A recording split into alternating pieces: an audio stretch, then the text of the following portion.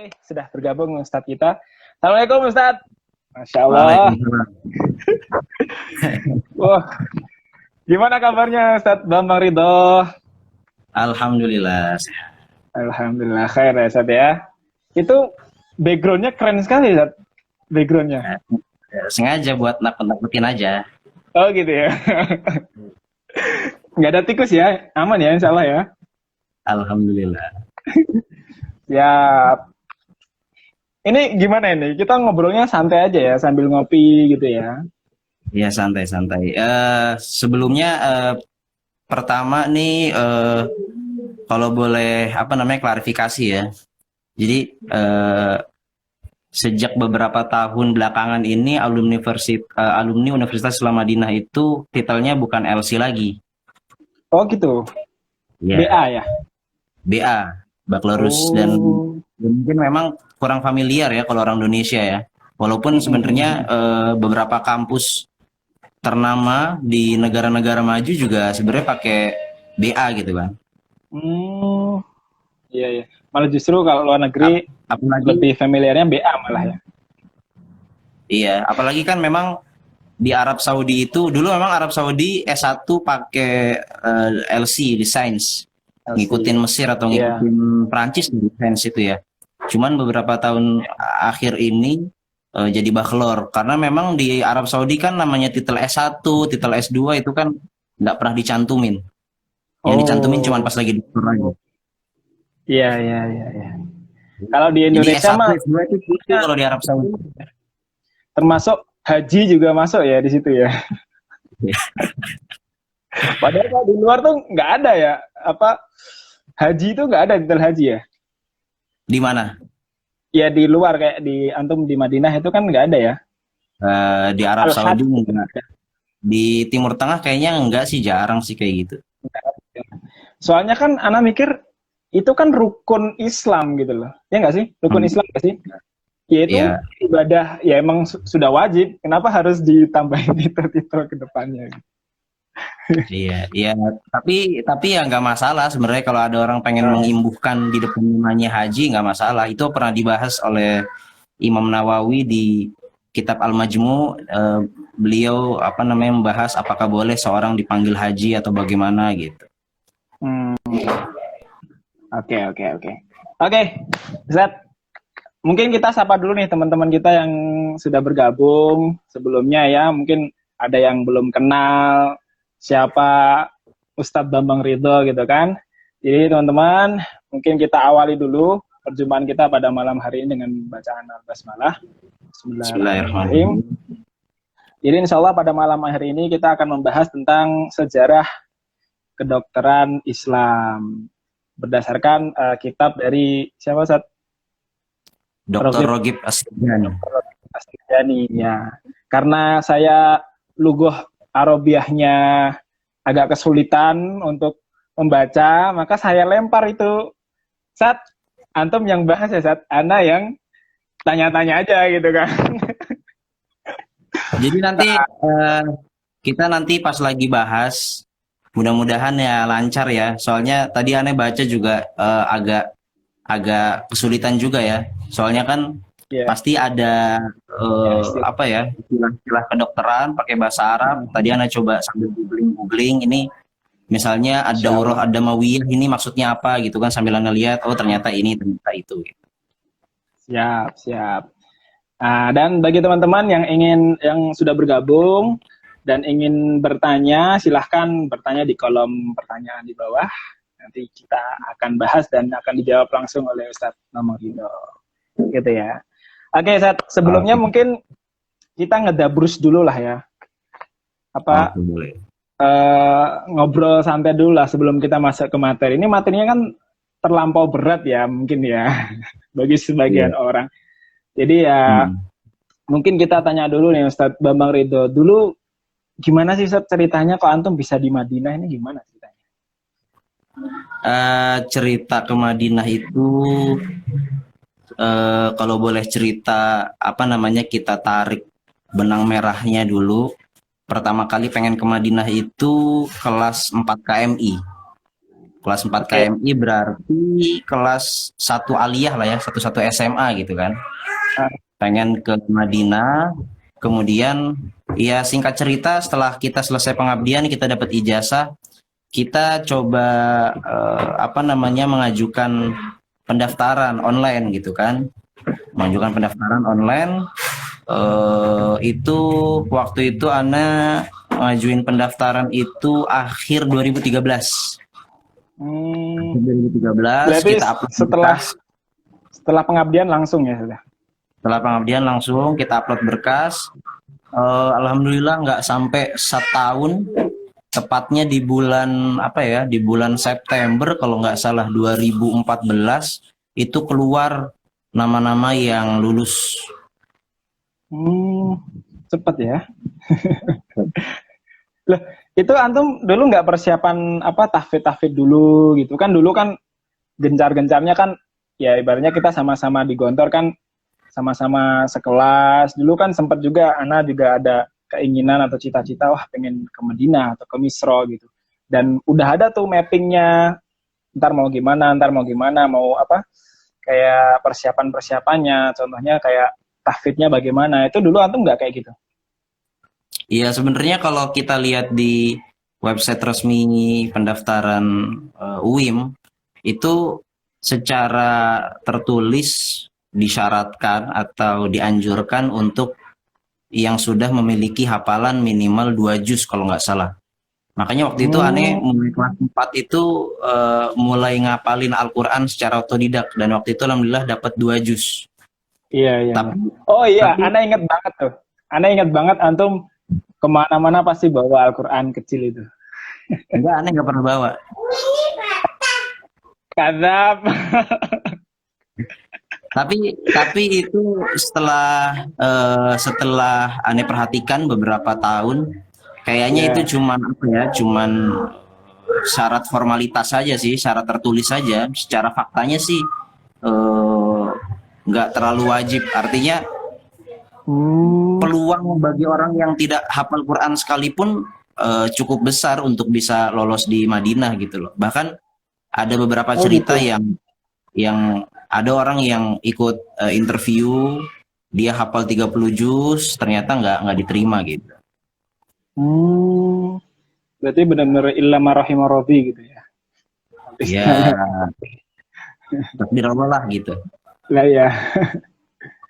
Masya Allah. Berarti antum udah langsung ngajuin, keterima, berangkat tahun 2014 ya? Berangkatnya tahun 2015 karena biasanya kita nungguin setelah nama-nama kita keluar, kemudian keluar surat kelulusan, diterimanya kita nunggu visa dulu, kita nunggu tiket, kemudian kita berangkat. Ana juga dulu udah nyoba juga saat yang di IIUM itu loh. Kan banyak banget kan para alumni yang ke IIUM, dan Ana juga mencoba untuk apply juga ke sana. Terus udah nyiapin berkas, sudah dikirim juga, udah diproses juga di bagian di IIUM-nya sama lupa siapa. Tapi nggak tahu kenapa terus banting setir, kata orang tua di kedokteran, ya udah kita sami'na wa ata'na gitu. Gitu. Ya, itulah kehidupan. Oke, terus antum sekarang apa ini kegiatannya, Sir? Kegiatannya ya di rumah aja sekarang. Kan lagi PSBB, masih transisi kan. Iya, betul. Bantuan dari Pak Anies masih jalan ya? Masih, kabarnya sampai Desember. Luar biasa, keren. Itu nggak pada tahu loh itu dipublikasikan nggak sih bantuan-bantuan kayak gitu? Diapain? Dipublikasikan, dipublish ke publik nggak? Dipublikasikan, kayaknya dipublikasikan deh sama Pemprov tuh di Instagram kayaknya ada. Cuman mungkin ya nggak di blow up sama media, jadi ya tidak diketahui. Tapi kalau warga Jakarta sendiri ya benar-benar tahu, benar-benar merasakan. Ya yang penting sih. Ya maklumlah politik bro ya. Ya biasa dong. Oke. Ya, gimana nih masuk ke materi? Boleh. Ya, ini kita membahas tentang Qissatul Ulum At-Tibbiyah fil Hadratil Islamiyah, karya Syekh Raghib Assirjani. Monggo, Ustaz. Bismillah. Jadi insya Allah kita mau bedah dikit nih bukunya Dr. Raghib Assirjani. Sedikit mengenal Dr. Raghib Assirjani. Beliau ini adalah seorang dokter. Beliau itu seorang dokter, spesialisnya spesialis bedah. Spesialis bedah. Jadi buku yang beliau tulis ini ya insya Allah bener-bener apa ya? Ya bener-bener orisinil dan insya Allah benar-benar valid gitu, karena memang di bidang beliau, Di samping itu, dan mungkin hal ini yang lebih terkenal dari pribadi beliau itu adalah seorang ahli sejarah. Beliau seorang ahli sejarah. Beliau punya banyak tulisan banget, punya banyak buku tentang sejarah, tentang sirah nabawiyah, tentang kepribadian Rasulullah, tentang sejarah kekhalifahan umat muslim dari awal sampai yang Turki Utsmani kayaknya juga ada. Kayaknya yang paling baru buku beliau adalah Qissatus Sultan Muhammad Al-Fatih, biografinya Muhammad Al-Fatih. Beliau ini punya punya website yang dibina oleh beliau, islamstory.com. Itu isinya tentang sejarah Islam semuanya. Tentang sejarah Islam. Pun website beliau ini nggak hanya tersedia dalam bahasa Arab saja. Jadi tersedia dalam bahasa Inggris, bahasa Perancis, bahasa Spanyol, dan bahasa Portugal. Jadi kalau misalnya ada yang pengen ngunjungin islamstory.com, dia nggak bisa bahasa Arab, nah dia bisa bisa switch ke bahasa Inggris atau bahasa-bahasa yang lainnya. Oh ya, beliau ini berkebangsaan Mesir. Nah, berkebangsaan Mesir. Kemudian berkebangsaan Mesir. Kemudian apalagi ya? Setiap tulisan beliau ini benar-benar runut dan bagus pembahasannya dalam hal sejarah. Apalagi dalam pelajaran sirah nabawiyah itu selama ini anak kajian sirah nabawiyah itu salah satu referensinya adalah transkrip ceramah beliau dalam sirah nabawiyah. Itu bagus banget pembahasan beliau. Beliau benar-benar nguak hikmah yang terkandung dalam sejarah hidup Nabi Muhammad SAW. Pokoknya beliau tulisannya benar-benar recommended banget lah. Betul.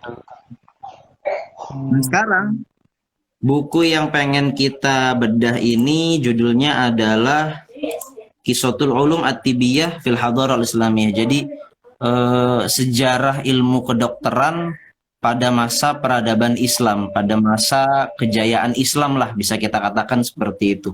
Nah, sebelum kita masuk ke bedah bukunya, yang pengen kita sampaikan adalah yang perlu kita ingat bahwasanya kedokteran itu pernah berjaya di era kekhilafahan umat Islam, dan bisa kita bilang ini bukan satu-satunya karya umat Islam gitu, tetapi ini adalah salah satu. Banyak sekali peradaban Islam itu, peradaban Islam yang dahulu membuat atau memiliki karya yang sangat banyak, maupun di di bidang pendidikan atau di bidang kemanusiaan, di bidang kedokteran, di bidang, dan bukunya udah banyak banget itu yang nulis. Salah satunya beliau menulis, Dr. Raghib Assirjani nulis karya besar umat Islam untuk dunia apa saja gitu. Nah, itu udah banyak banget lah pokoknya buku-buku yang membahas hal tersebut, tetapi salah satu yang membahas secara spesifik karya tersebut, karya dari umat Islam, yang salah satunya adalah kedokteran ini yang ditulis oleh Dr. Ragib Assirjani. Dan ini baru salah satu dari bukunya beliau ya. Banyak sekali bukunya beliau kan. Baru salah satunya aja. Dan beliau pernah dapat penghargaan dari King Faisal Award kalau nggak salah. King Faisal Award ini salah satu penghargaan yang termewah lah yang ada pada zaman ini kan. Jadi setiap ada karya-karya yang hebat biasanya akan mendapatkan King Faisal Award. Kalau nggak salah orang Indonesia yang pernah dapat King Faisal Award itu siapa ya? Pak M Natsir kalau nggak salah. Siapa Sat? Pak siapa? Natsir, Muhammad Natsir. Oh, Pak Nasir. Iya. Beliau Bapak NKRI kita. Ya, betul. Keren memang beliau ya. Iya. Padahal beliau dulu ndak kuliah di sana ya, ndak kuliah di Timur Tengah ya, Pak Nasir ya. Enggak. Cuman beliau punya relasi yang besar kan dalam dunia Islam. Iya, betul. Beliau beberapa kali menghadiri kayak konferensi negara-negara Islam, dan beliau menyampaikan kata-katanya dan kemudian dikenal oleh dunia Islam. Makanya kemudian beliau mendapatkan penghargaan dari King Faisal Award kalau nggak salah. Luar biasa. Iya, Sat. Keren memang Ustadz siapa? Syekh siapa namanya? Ragib Assirjani. Ragib Assirjani. Ya, Muhammad Nasir. Oke, Sat. Saya pernah Sat, menulis sebuah artikel gitu ya tentang Islamisasi kedokteran Islam. Ada di sebuah website di senimanu.com itu saya menulis tentang Islamisasi kedokteran. Tanda tanya itu sebenarnya butuh nggak sih kedokteran yang sekarang konvensional ini diislamisasikan gitu loh? Karena menurut saya sendiri bahwasanya kan kalau saya pernah baca itu yang namanya kedokteran sekarang itu kan awalnya dari Yunani ya, dari Yunani. Kemudian ilmunya diambil oleh umat Islam gitu kan. Kemudian muncullah di situ kejayaan kedokteran di peradaban Islam. Lalu ada Dark Ages kalau nggak salah. Kemudian terjadi Renaissance gitu kan. Terus berbalik lagi ilmu kedokteran itu ke barat lagi. Terus dilakukan mungkin de-islamisasi mungkin ya. Nah itu mungkin coba dibahas Ustadz, mungkin di bukunya Syekh Ragib ini ada atau tidak? Ya, kalau berbicara islamisasi kedokteran harus kita kita tanyakan dulu ya, dimaksud dengan islamisasinya itu apa gitu. Apakah betul. Islamisasi artinya menggalakkan umat muslim untuk berkarya di ilmu kedokteran, atau ilmu kedokterannya diislamisasi ya, itu maksudnya seperti apa gitu? Apakah bagaimana islamisasinya atau bagaimana prosedurnya, jalannya, metodenya seperti apa, itu harus kita ulik dulu gitu kan, harus kita tanyakan dulu. Tetapi yang pasti di sini Dr. Ragib Assirjani nanti akan menjelaskan beberapa keistimewaan ilmu kedokteran saat diampu oleh sarjana-sarjana muslim gitu. Jadi ada beberapa keistimewaan yang dipaparkan oleh Dr. Ragib Assirjani. Salah satunya ada 3 kalau nggak salah beliau menjelaskan.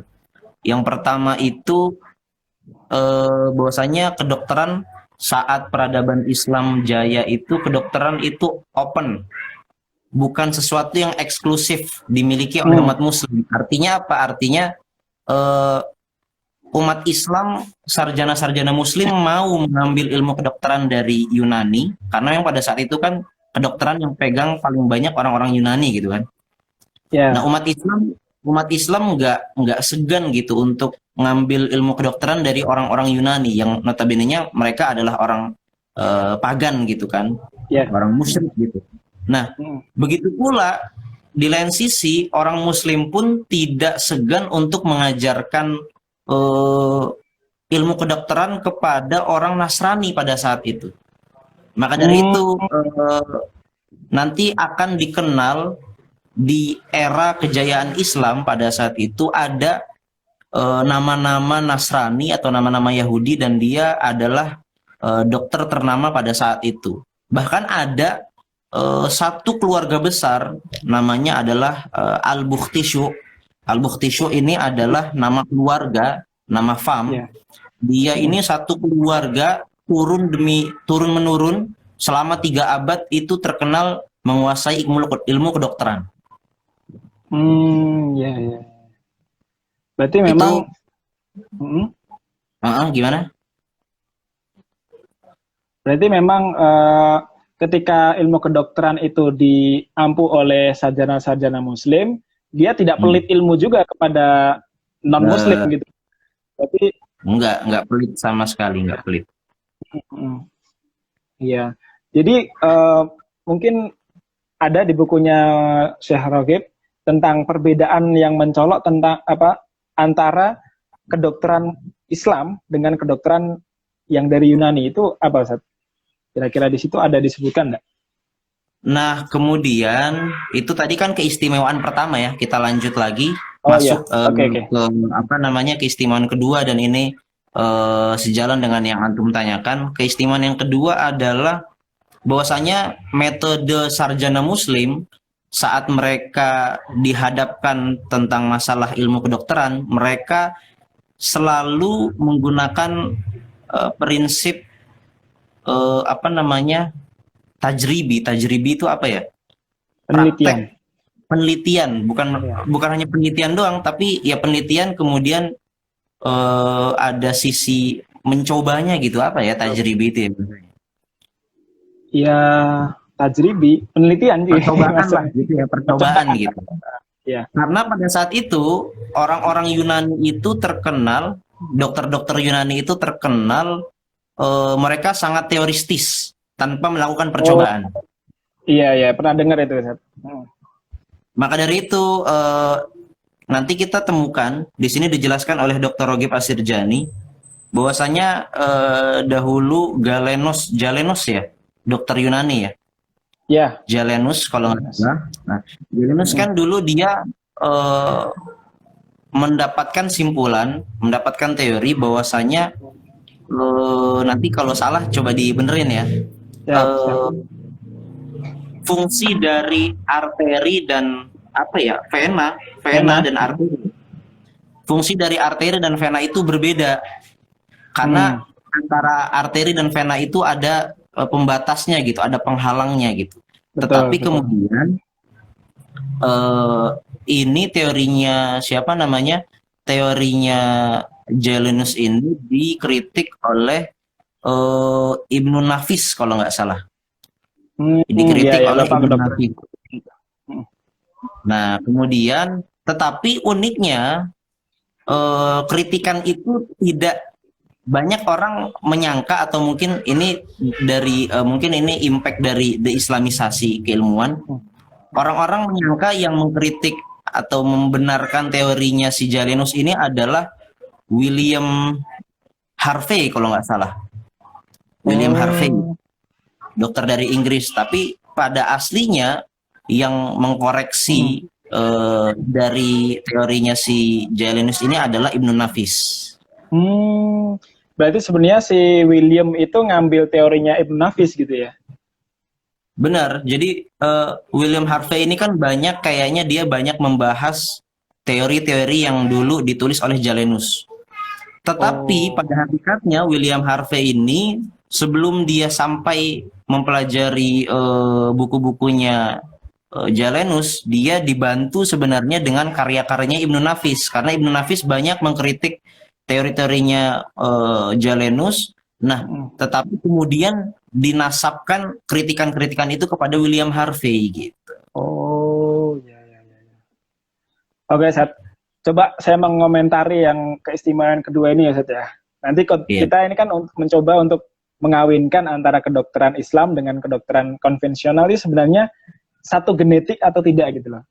Nah, memang kalau dilihat dari sejarah yang antum utarakan tadi, tidak ada beda antara kedokteran konvensional yang sekarang berjalan dengan kedokteran Islam gitu. Sama-sama tajribi, sama-sama dengan penelitian. Bahkan di kedokteran yang saya pelajari itu tingkatannya kan ada penelitian yang kayak systematic review, kemudian meta analisis, kemudian ada RCT ya, randomized control trial, itu kan macam-macam jenis penelitian yang tingkatannya tuh beda-beda. Yang paling tinggi meta analisis, yang paling rendah ada expert opinion atau expert opinion, opini pakar. Jadi kayak profesor, dokter siapa, dia menjelaskan tentang sesuatu, itu juga masuk teori masuk ke istilahnya. Kita boleh mengambil pendapat itu, tapi itu yang paling rendah, yang paling tinggi adalah meta analisis. Nah, ada kesesuaian antara kedokteran Islam dengan kedokteran konvensional di situ. Nah, tapi yang saya masih bingungkan itu kan banyak tuh pertanyaan dari teman-teman. Apakah kedokteran Islam itu hanya sebatas antara bekam, kai, madu, habatus sauda gitu loh. Sedangkan yang kita tahu ternyata pada zaman-zaman dulu juga ilmuwan-ilmuwan kita, dokter-dokter kita juga belajar yang tentang bedah, tentang arteri, vena kan tadi kan. Arteri, vena, memang arteri itu pembuluh darah yang ke seluruh tubuh. Kalau vena itu pembuluh darah balik ke jantung. Itu padahal sudah dijelaskan ya oleh ulama kita atau oleh dokter-dokter muslim kita gitu. Jadi mungkin ini ada benang merah yang nyambung gitu. Oke, lanjut Ustaz. Iya, terus tadi ya masalah pertanyaan apakah kedokteran Islam itu hanya sebatas hijama ya, atau namanya bekam, atau cuma pakai madu atau pakai apa gitu kan. Nah, yang perlu kita katakan adalah bahwasanya pertama, kedokteran itu sudah ada sebelum Islam. Oh ya. Kedokteran sudah ada sebelum Islam. Ada di Yunani, ada di India, ada di peradaban Cina dan di tempat lain-lain gitu kan. Nah, kemudian yang perlu kita pahami bukan sebuah sebuah tugas seorang nabi untuk membahas yang namanya kedokteran. Ya kan? Oke. Siap. Jadi yang unik gini. Jadi yang unik, ada sebagian ulama, Anda baru dengar akhir-akhir ini. Jadi dalam Islam itu, dalam Al-Quran tepatnya, ahli ilmu itu kan ada dua. Ada ahli ilmu agama, ada ahli ilmu umum, ilmu kehidupan, ilmu seperti kedokteran dan lain-lain. Makanya ada ayat fas'alu ahla dzikri in kuntum la ta'lamun. Nah, ini yang dimaksud dengan dan tanyakanlah kepada orang yang berilmu jika kalian tidak mengetahui. Ini yang dimaksud adalah ahli dzikri di sini para ulama. Artinya kalau kita nggak tahu masalah agama ya tanya ke ulama. Ada ayat yang lain, fas'al bihi khabira. Nah, kalau engkau tidak mengetahui sesuatu, maka tanyalah kepada khabira. Nah, khabira para ulama, sebagian para ulama ada yang mengatakan khabira di sini maksudnya adalah ahli ilmu umum, bukan ulama. Nah, jadi dalam Islam itu ada dua ahli ilmu, ada ahli ilmu agama, ada ahli ilmu umum. Kemudian tadi kita katakan bukan tugas seorang nabi untuk menjelaskan masalah kedokteran. Bahkan dalam sebuah hadis Rasulullah SAW mengatakan antum a'lam bi umuri dunyakum, kalian lebih mengetahui masalah-masalah dunia kalian. Nah, itu adalah isyarat. Tapi ini biasanya hadis ini dipakai sama orang-orang liberal, kaum liberal Timur Tengah untuk untuk memisahkan antara perkara dunia dan perkara agama. Tapi itu hal yang lain ya. Dalam hadis itu Rasulullah SAW sebenarnya mengisyaratkan kepada umatnya untuk apa? Untuk terus menggali potensi ilmu duniawi. Seperti kedokteran, seperti ilmu-ilmu yang lainnya, sosiologi, psikologi dan lain-lainnya. Maka dari itu umat Islam, karena mereka benar-benar menghayati tentang hadis Rasulullah tadi, antum a'lam bi umuri dunyakum, maka dari itu mereka tidak berhenti pada pada apa namanya bekam, pada pengobatan tibun nabawi yang disebut dengan tibun nabawi. Artinya gini, Rasulullah itu saat beliau hidup, beliau juga menyuruh kita untuk berobat. Dalam banyak hadis Rasulullah mengatakan itu ya.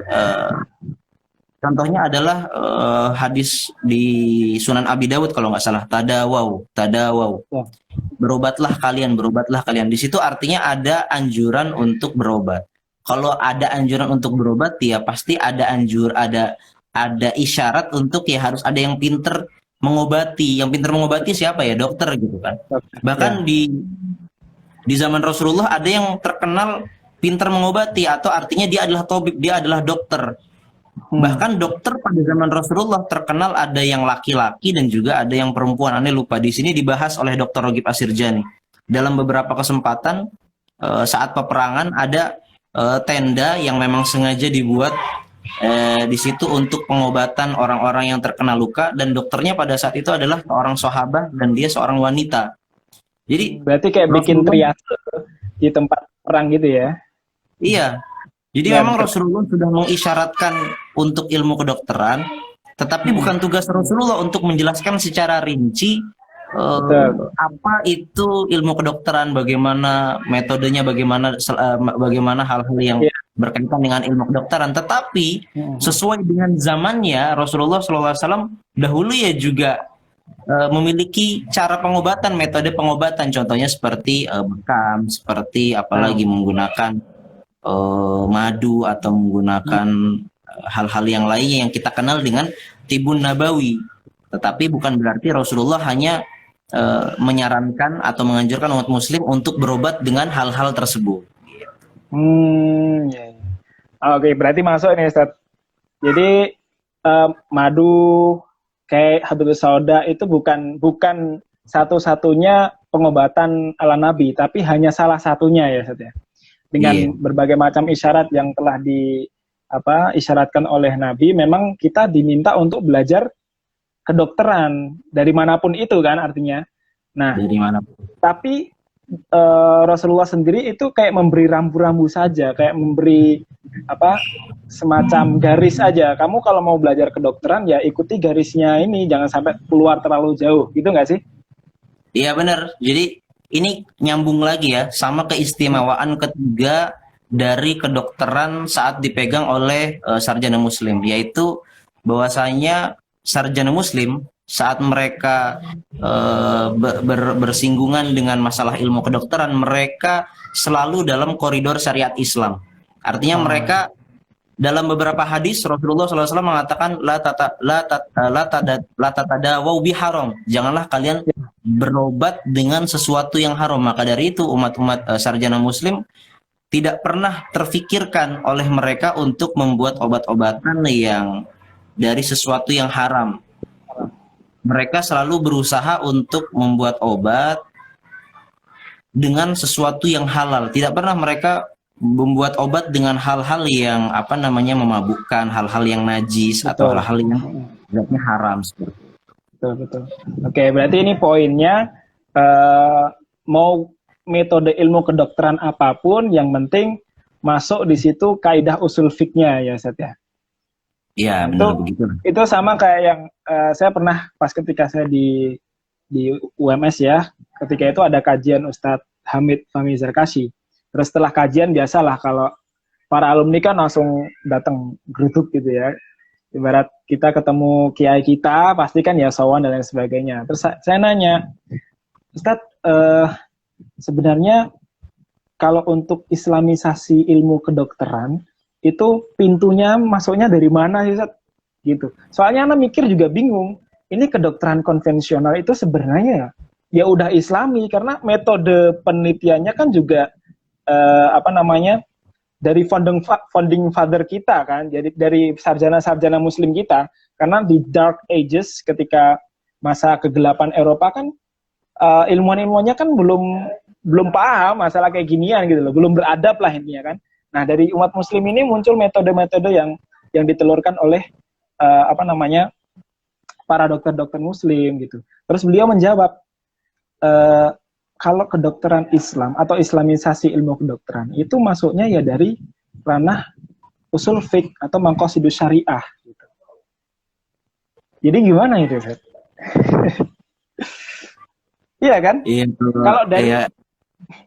kalau dari misalkan nih, kan Anu tadi bilang kalau yang namanya kedokteran Islam dulu melakukan tajribi kan, dengan percobaan, dengan penelitian gitu kan. Kalau di kedokteran juga sama, tajribi juga, penelitian juga, dan bahkan ada kode etik kedokterannya gitu. Contoh, misalkan kita mau bikin obat. Bikin obat itu tidak langsung, kita tidak boleh langsung ke manusia.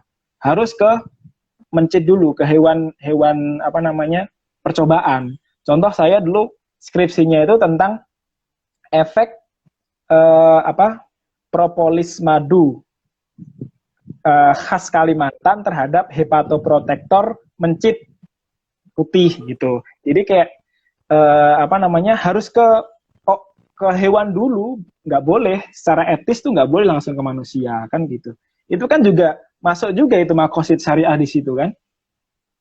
Nah makanya Ana bingung, ini islamisasi ilmu kedokteran perlu nggak sih gitu loh. Padahal kan secara metode memang sudah secara islami gitu. Nah mungkin ya nggak tahu lah, coba nanti kita bahas. Gimana? Pertama ya, tadi Antum bilang dulu Antum bilang metode kita ya kalau pengen bikin obat ya nggak bisa langsung ke manusia, itu ke hewan dulu. Itu yang dahulu kalau nggak salah di buku Dokter Ragib Sarjani tadi Anda baca, yang pertama kali melakukan ya sarjana-sarjana Muslim. Iya. Iya. Nah terus kemudian kalau Aneh sendiri belum pernah mengikuti ya kelas islamisasi keilmuan yang biasanya paling banyak bikin webinarnya atau kelasnya itu kan biasanya INSIS gitu kan. Aneh belum pernah tapi sebenarnya pengen tahu gitu loh. Cuman kalau ternyata beliau kemarin bilang pas lagi Antum tanya ya masuknya dari ranah maqasidus syariah, mungkin artinya adalah beliau ingin ingin menekankan lagi gitu loh bahwasanya dalam ilmu kedokteran ya jangan lupa maqasidus syariah, atau mungkin beliau sudah melihat dalam ilmu kedokteran saat ini dari informasi yang beliau dapat mungkin misalnya ada beberapa hal yang tidak sesuai dengan maqasidus syariah, mungkin misalnya virus corona gitu kan, virus ada yang bilang mungkin virus sekarang nih. Nah, virus corona mungkin bisa jadi ada yang bikin gitu kan. Dibuat kan berkaitan dengan ilmu kedokteran gitu kan. Betul. Dia dibuat sengaja untuk hasrat manusia, sekelompok manusia gitu kan. Nah, itu kan artinya kan tidak sesuai dengan maqasidus syariah. Mungkin seperti itu yang beliau inginkan. Jadi betul. Seandainya kedokteran kita pegang atau mungkin dipegang oleh ulama orang-orang yang berkompeten, artinya memiliki etika-etika yang baik, memiliki peri kemanusiaan yang benar gitu loh. Artinya dia ya harus sesuai dengan maqasidus syariah, mungkin seperti itu. Allah taala alam. Betul. Berarti memang aspek moral, aspek etika itu masuk ya, harusnya masuk di situ. Cuman memang gini, memang yang saya sadari belajar di kedokteran itu textbooknya itu memang benar-benar saya bilang itu sekuler sih. Benar-benar tidak ada menyebutkan Tuhan, itu tidak ada kata-kata Tuhan atau pokoknya yang menyerempet ke agama itu belas nggak ada, satupun di textbook nggak ada. Tapi memang karena memang di kedokteran itu kan memakai empiris rasional kan, jadi apa yang bisa dilihat ya itulah jadi ilmu pengetahuan gitu loh. Padahal kan ada ilmu pengetahuan yang dia sifatnya irrasional gitu kan. Nah, jadi di situ saya masih bingung juga ini sebenarnya bagaimana untuk mengelola ilmu kedokteran ini dan coba untuk mengawinkan antara ilmu kedokteran Islam dengan ilmu kedokteran konvensional. Tapi apa yang mau dikawinkan? Udah kayak gitu loh. Iya kan? Iya, mungkin begini ya. Kan ilmu kedokteran yang ada sampai sekarang ini ibaratnya adalah perjalanan sejarah gitu kan. Dulu orang Yunani yang pegang buku-buku orang Yunani diterjemahkan sama orang-orang Arab sama orang-orang Islam, dipelajari, dilakukan perbaikan, dilakukan perkembangan, dilakukan penelitian-penelitian yang lebih komprehensif lagi. Mereka menulis dalam bahasa Arab. Saat mereka jaya ya itu mereka tertulis ilmu kedokteran tertulis dalam bahasa Arab. Tapi kemudian setelah Islam runtuh, tidak ada lagi khilafah Islamiyah, eh, dan kemudian umat Islam sudah sudah tidak sanggup lagi untuk mengampu ilmu kedokteran ini, dan malah yang sadar adalah orang-orang Barat, orang-orang Eropa. Mereka belajar bahasa Arab, kemudian menerjemahkan buku bahasa Arab ke dalam bahasa mereka pelajari. Umat Islam menjadi terbelakang, tidak mengenal ilmu kedokteran lagi, sementara yang memegang adalah orang-orang Barat yang notabene-nya mereka bukan orang-orang Islam, ya akhirnya yang sampai pada hari ini adalah sekuler gitu kan, lebih ke sekuler gitu kan. Nah, mungkin itu yang ingin dikembalikan bagi orang-orang yang ingin mengislamisasi ilmu kedokteran gitu. Jadi ingin dikembalikan seperti dulu orang-orang Islam itu memegang ilmu kedokteran, mungkin seperti itu. Iya sih, memang. Dan banyak sekali ya yang dari dokter-dokter para pakar gitu ya, yang dia benar-benar mempelajari sampai detail, dan lalu ketika dia mempelajari ilmu kedokteran detail itu, dia menemukan Tuhan di situ. Itu ada salah satu penulis buku ya, anatomi klinis, buku anatomi klinis karangan Kate Elmore.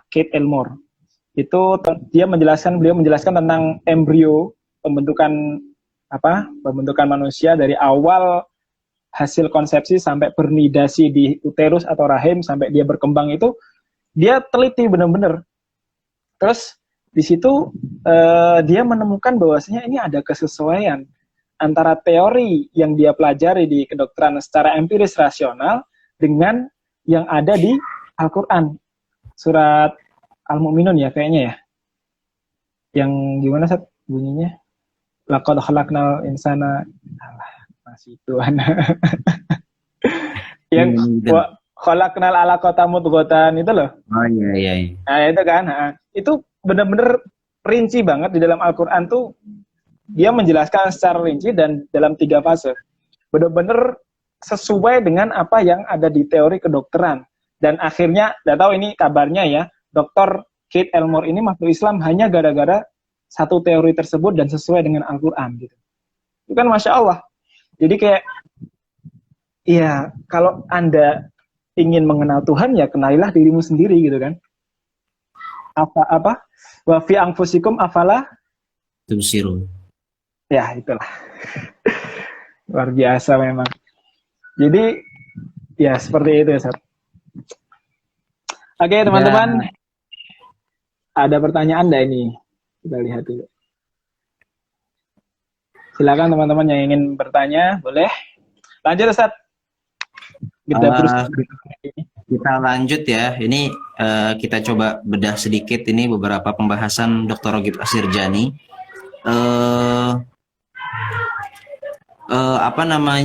Karya-karya umat Islam dalam ilmu kedokteran. Di sini banyak banget karya-karyanya umat Islam, dan salah satunya adalah umat Islam ini, sarjana-sarjana muslim ini adalah orang-orang yang dahulu mencetuskan spesialis dalam ilmu kedokteran. Jadi mereka lah yang dulu mencetuskan, misalnya ada spesialis anak, spesialis wanita dan melahirkan, ada spesialis mata, ada spesialis gigi, kemudian ada spesialis bedah. Itu merupakan karya-karyanya sarjana muslim pada saat itu. Dan bahkan Dr. Ragib Asirjani di sini mengatakan bahwasanya bedah plastik itu dahulu yang pertama kali melakukan atau mendapatkan atau menghasilkan karyanya, yang pertama kali menemukan ya sarjana muslim. Karena pada saat itu mereka mencari cara bagaimana bagaimana apabila ada orang yang kulitnya ternyata mungkin sel-selnya sudah mati atau bagaimana, atau terjadi pembengkakan, kemudian untuk mengembalikan ke kulit yang asli bagaimana, kulit yang normal bagaimana, maka ada mereka temukan yang namanya bedah plastik yang pada saat ini apa namanya banyak banyak marak sekali ya digunakan oleh manusia gitu. Berarti memang dari dulu emang sudah ada spesialisasinya ya Satya, bukan Udah yang ada. terjadi sekarang. Soalnya kan kadang kan kita juga berpikir ya kok ada sih kayak harus dispesialisasikan, itu bukannya kayak mendikotomikan ilmu ya gitu loh. Enggak ya, memang konsepnya seperti itu gitu ya. Konsepnya seperti itu. Soalnya kan memang memori seseorang kan terbatas gitu kan. Jadi nggak semua harus mempelajari semua ilmu kan enggak. Memang sama sih kalau di kedokteran konvensional itu dokter umum itu mempelajari sesuatu yang luas tapi superficial. Sesuatu yang luas semua dipelajari kan, semua bidang dari spesialisasi itu dipelajari tapi yang superficial aja. Nah, kalau yang dokter spesialis dia mempelajari lingkup spesialisasinya tapi mendalam. Seperti itu. Jadi memang sama konsepnya. Kemudian apalagi ya, salah satu hasil karya umat Islam itu dulu dalam ilmu kedokteran adalah rumah sakit. Rumah sakit. Kalau dulu jadi ada nama rumah sakit tersendiri bagi peradaban Islam, namanya adalah Bimaristan. Mungkin pernah dengar ya Bimaristan. Bimaristan. Nah, jadi Bimaristan itu bukan mustasfa ya Satya? Bukan. Bimaristan itu dulu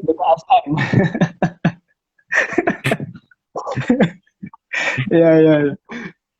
Jadi Bimaristan itu adalah sebutan dari hospital gitu kan. Bimaristan ini sebenarnya bahasa Persia dia. Dia bahasa Persia karena mungkin pada saat itu ilmu kedokteran kan apa namanya ibu kota kekhilafahan kan dulu kan di Baghdad.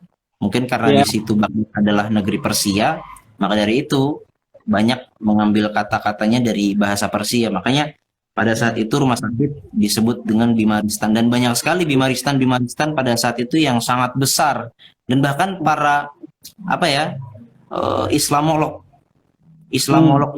Eropa itu di kemudian hari mereka mengakui rumah sakit yang ada di Eropa yang ada misalnya di zaman-zaman modern ya itu sebenarnya dibandingkannya itu kemewahannya atau teknologinya dengan rumah sakit Islam yang sudah berabad-abad sebelumnya sudah ada gitu.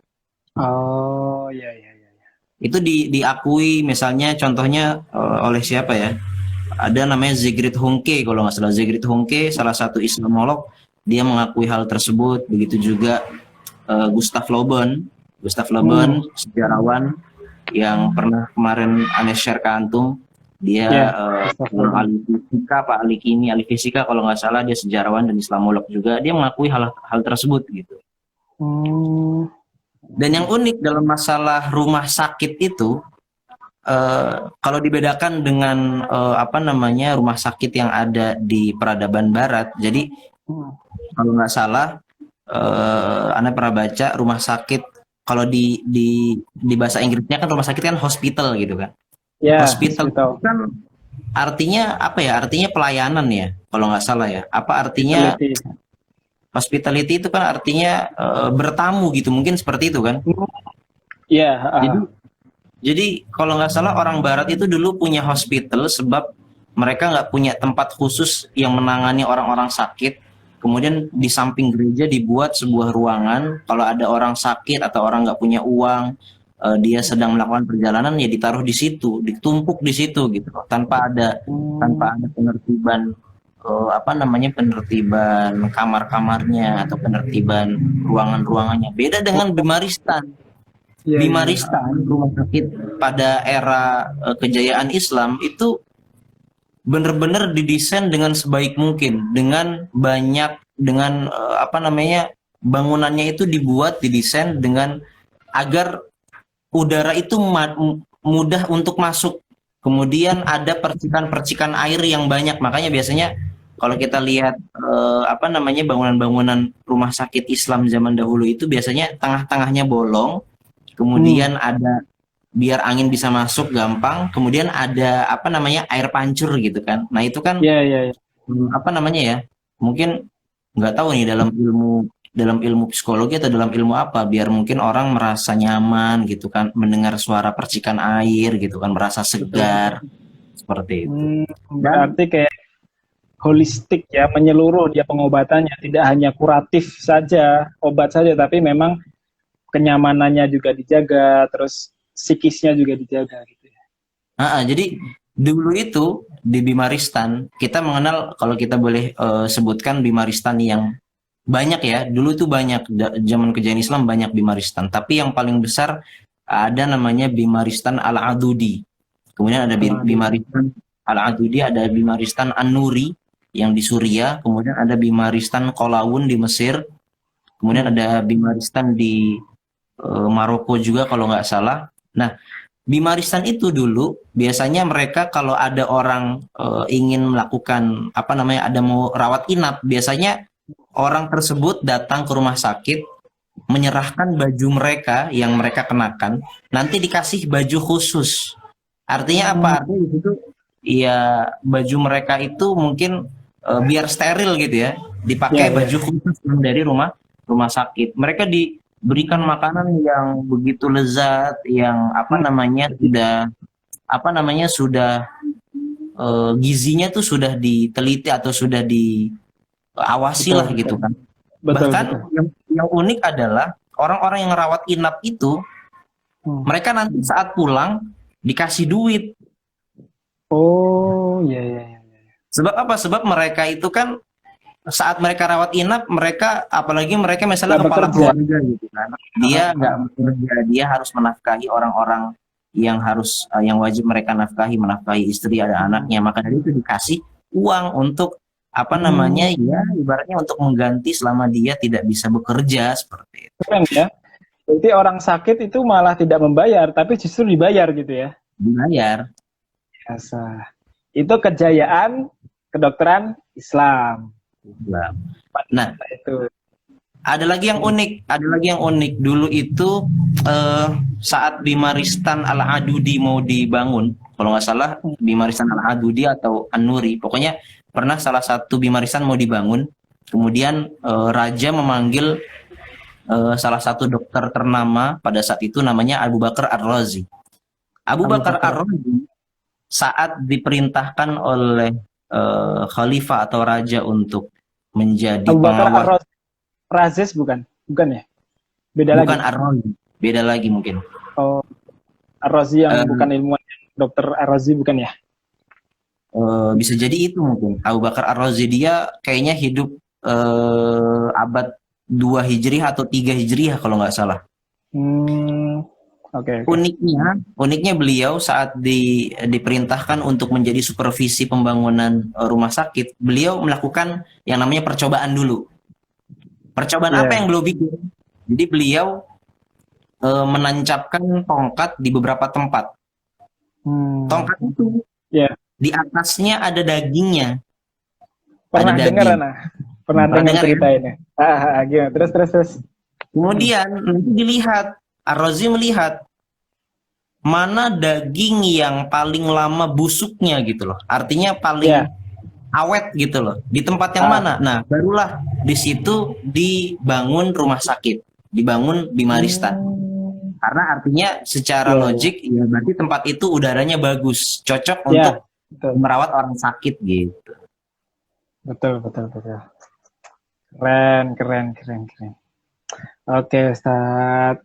Ini kayaknya waktunya udah mau habis. Kita nambah waktu gimana? Boleh. Boleh ya, 15 menit lah ya. Nanti kalau mati ini berarti kita masuk lagi. Kayaknya lebih seru nih pembicaraan kita ini. Banyak sekali ternyata. Ini harus ada part 2 nih kayaknya. Karena emang kalau antum udah belajar mengkaji sebuah kitab tapi nggak diluapkan isinya, itu kan eman-eman gitu loh. Oh iya, aneh lupa ya untuk mengucapkan, seharusnya ini diucapkan di awal tadi kita pertemuan. Imam Syafi'i pernah berkata, al-ilmu ilman, ilmu itu ada 2. ilmu adyan wal ilmu abdan. Ilmu tentang agama, ya artinya itu tentang syariat, tentang akidah, tentang tauhid, tentang fikih, tentang Hmm. hadis, tafsir dan lain-lainnya. Dan yang kedua adalah ilmu abdan, kata Imam Syafi'i. Ilmu abdan itu ya artinya ilmu tentang tubuh kita ini. Tubuh Ya. kita ya butuh sehat juga kan, agar bisa beribadah dengan baik. Nah, dari situ adalah isyarat dari Imam Syafi'i untuk seseorang mempelajari ilmu kedokteran. Artinya di situ Imam Syafi'i benar-benar menyadari bahwasanya ilmu kedokteran itu adalah ilmu yang penting juga dipelajari.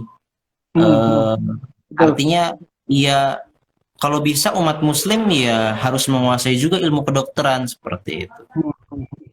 Iya sih. Itu kayak ada dulu nggak tahu mafudot atau kata-kata mutiara Arab ya. Yang itu loh, Zat. Innal muallima wa tabiba kilahuma idza la yansohani. Idza Lupa. huma lam Inal Gimana mu'allima wa gimana? kilahuma lam yansohani la yansohani idza huma lam yukrama. Nah, itulah. Artinya, Zat, artinya. Artinya apa ya? Sesungguhnya seorang guru dan juga Hmm. seorang dokter dia tidak akan apa namanya tidak akan memberikan manfaat kepada seseorang apabila mereka tidak dihormati atau perkataan mereka, nasihat mereka tidak akan berguna bagi kita kalau kita tidak mengindahkan gitu kan. Karena Luar kan biasa. biasanya ada nih orang yang disuruh sama dokter pantang makan ini